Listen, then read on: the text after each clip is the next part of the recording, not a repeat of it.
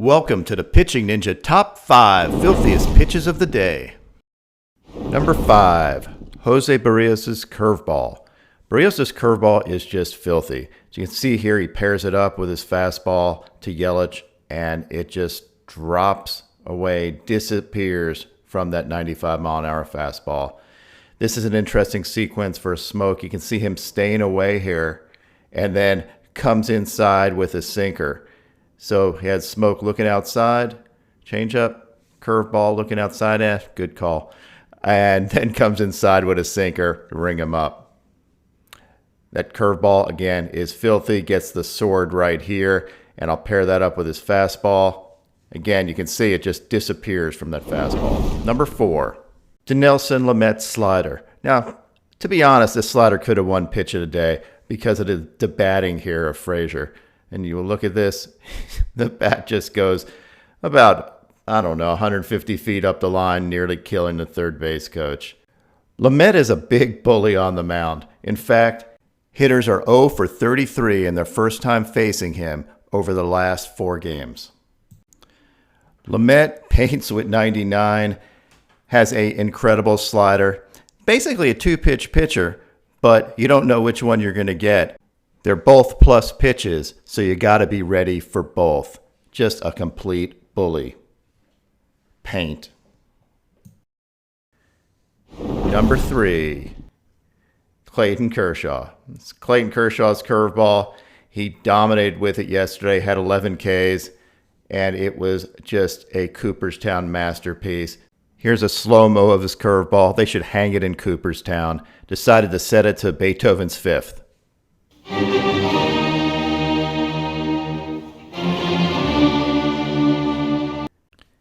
It was absolutely a vintage Kershaw outing as his slider was working, his fastball was working, and of course that beautiful curveball. You see that slider just going away, coming in with the fastball, and then following up with a slider.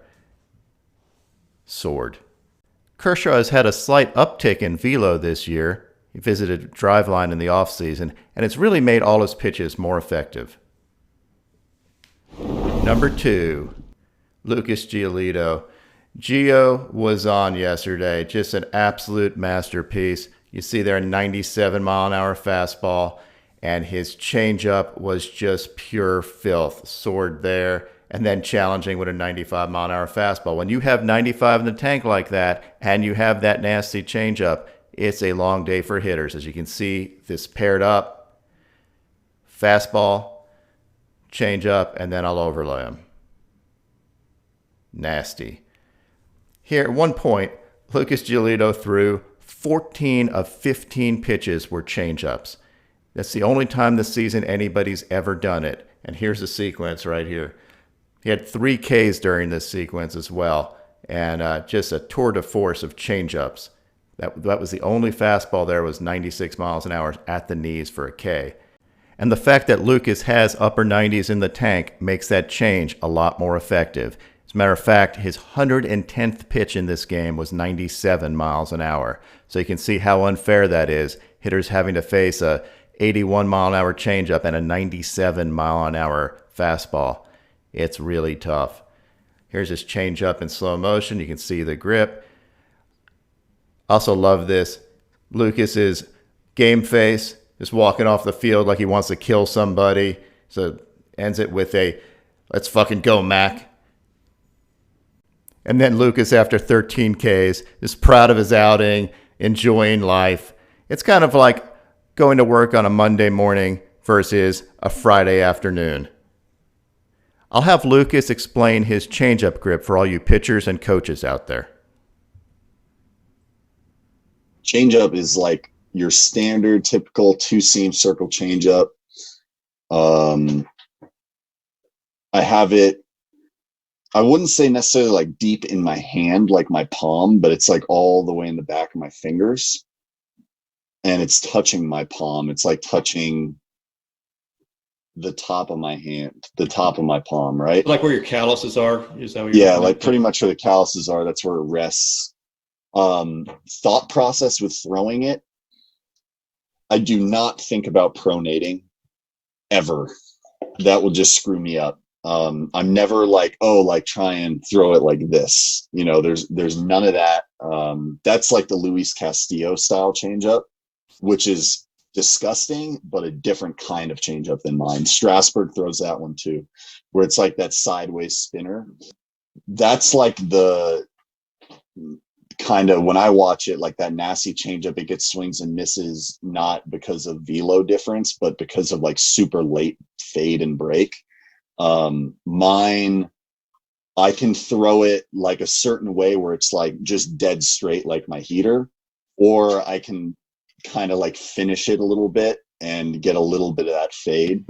But the basic thought process is like I'm throwing a fastball. Arm speed, huge, being behind the ball with both of my fingers, and then just like letting it come off my middle finger because that's the longest one. So looking at the Rapsodo numbers, Rapsodo, pitch effects, whatever, my changeup, depending on how I release it, like it will have a ride to it. So it'll be like my fastball, it will have that like vertical carry, which most pitching minds like look at that data and be like, oh, you don't want your changeup to do that.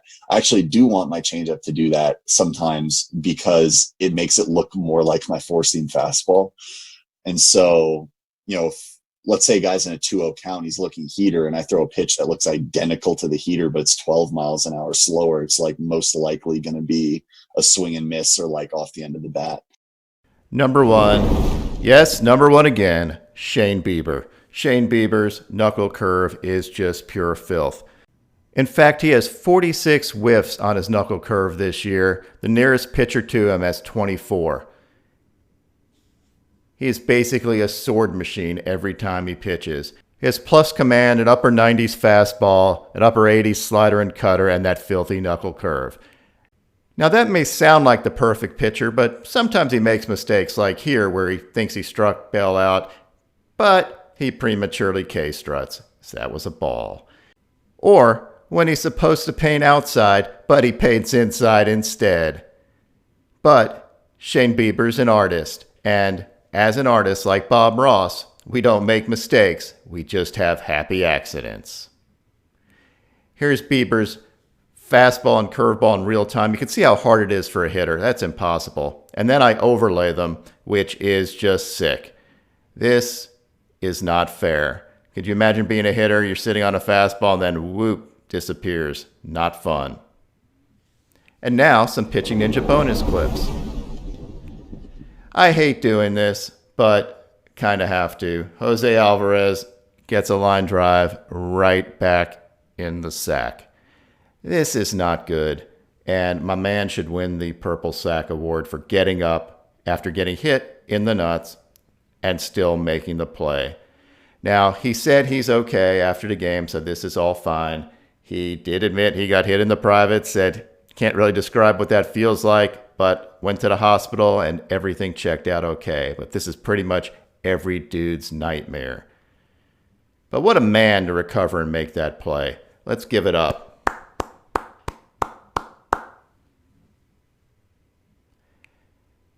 And another bonus clip.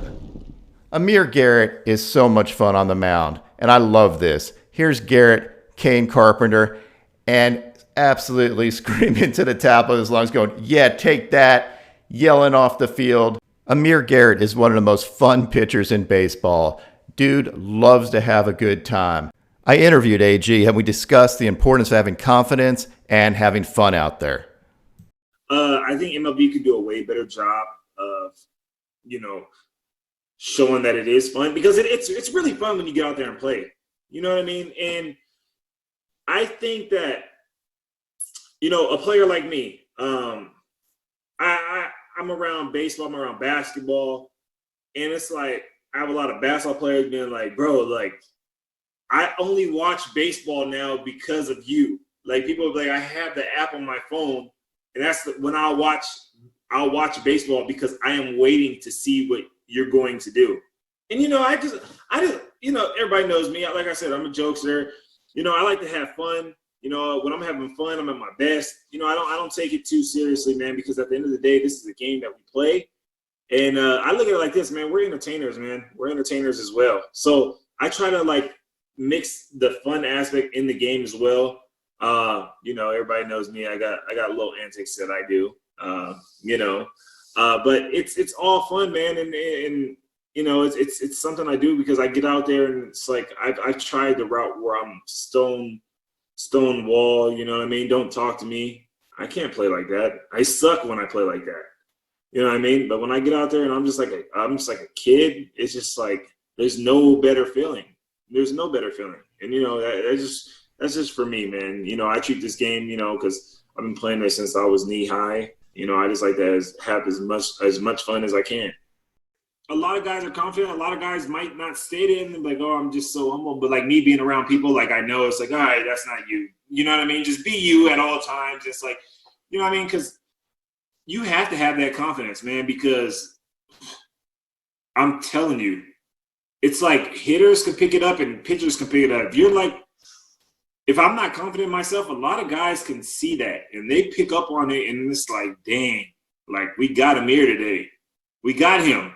You know what I mean? And it's that kind of like when I kind of came up as a rookie, it's like, all right, you know, I noticed like I would have a good start because I started out hot in the big leagues. I had a good start and I'm like, okay, let me just sit back and just be humble and be modest and like, yeah, man, like I had a great guy, like a guy get a hit. Oh yeah, you put a good swing on it. Or, you know, if I struck out 12 against the Orioles and my response was like, yeah, I was just getting lucky today. No, that's not it. My stuff was filthy today. I struck out 12 people. Like, it is what it is. Like, you know what I'm saying?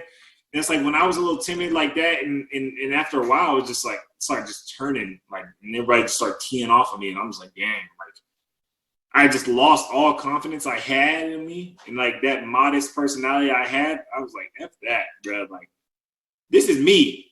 This is me, a confident individual. This is what's gonna keep me around for a lot of years. You know what I mean? And that's just my personality, though.